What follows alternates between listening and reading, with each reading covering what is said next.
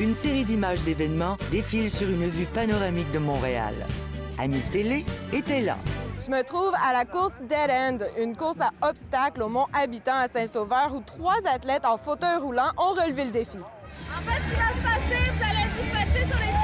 C'est toujours la personne qui est en fauteuil qui vous donne les indications, OK? Moi, c'est Marine Gaillard. Je travaille pour le CIVA, le Centre d'intégration à la vie active. Aujourd'hui, on se trouve au Mont Habitant à Saint-Sauveur pour une course à obstacles. Donc avec vraiment, au total, c'est 6 km, 42 obstacles. On a 20 bénévoles, puis on va faire la course avec 3 personnes en fauteuil. Des sangles sont installées à l'avant des fauteuils roulants des participants. On a des fauteuils qu'on a modifiés. Il y a 2 harnais en avant pour avoir 2 tireurs, puis on a 1 à 2 pousseurs en arrière. Les tireurs sont en avant avec les harnais. Ceux-là, c'est des harnais juste à la ceinture. Les autres sont vraiment complets au niveau de la poitrine. En arrière, vous avez des poignées. C'est toujours très important qu'il y ait au moins une personne en arrière pour retenir l'équilibre. Dès que le fauteuil ne passe pas, vous partez à la course avec quelqu'un sur votre dos, il y a quelqu'un qui vient porter le fauteuil et on roule comme ça. Bonjour, moi c'est Annie Verret, je suis recherchiste chez Ami Télé. Aujourd'hui, je suis à Saint-Sauveur, au Mont Habitant, pour une course à obstacles en tant que bénévole.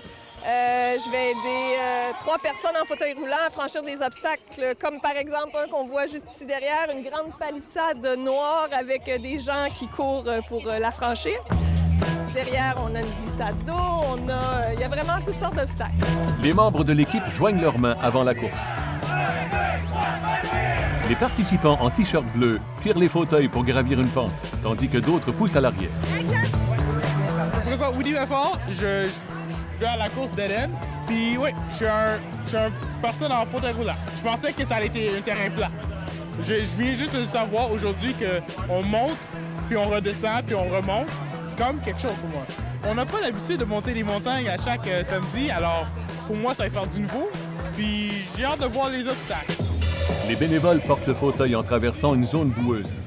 Ils aident Woody à se lever, à passer la tranchée de boue, puis à monter une partie du terrain.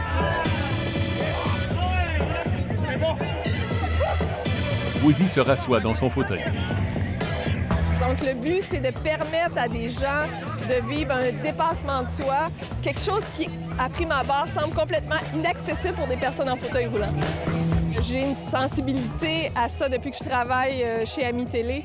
Puis c'est comme, je sais pas, c'est en plus d'avoir le plaisir de faire une course, on a vraiment du plaisir à tous essayer ensemble de franchir quelque chose qui semble vraiment inaccessible. C'est les gens qui utilisent les fauteuils, qui les ont modifiés pour juste permettre de franchir des obstacles différemment qu'avec les jambes. Donc, à certains moments, on va utiliser des barres qu'on met dans les fauteuils pour pouvoir soulever le fauteuil.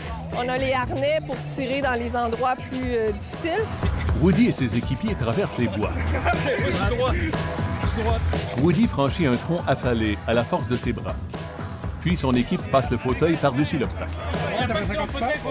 En fait, ce qu'on voulait, c'était vraiment montrer que oui, ils ont un handicap physique, mais ils sont capables de le faire. Puis en équipe, on peut aller beaucoup plus loin. Fait que c'est vraiment l'esprit d'équipe puis le dépassement de soi qu'on vient chercher dans ce projet-là. Mon rôle, c'est de survivre. Je voulais me surpasser en tant que capacité. Je voulais voir mes limites et essayer de les surpasser. Ils se tapent dans la main. Pour Ami Télé à Saint-Sauveur, je suis Jessie Archambault.